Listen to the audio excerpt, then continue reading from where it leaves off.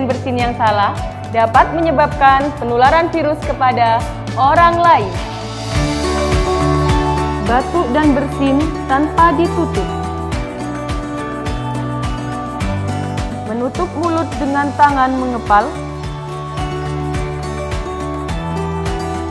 Menutup mulut dengan kedua telapak tangan.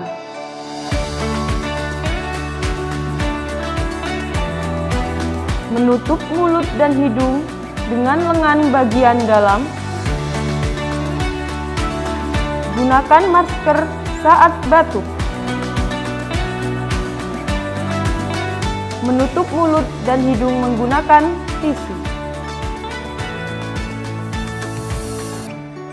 Lakukan etika batuk dan bersin dengan benar agar tidak menularkan virus kepada orang lain. Salam sehat.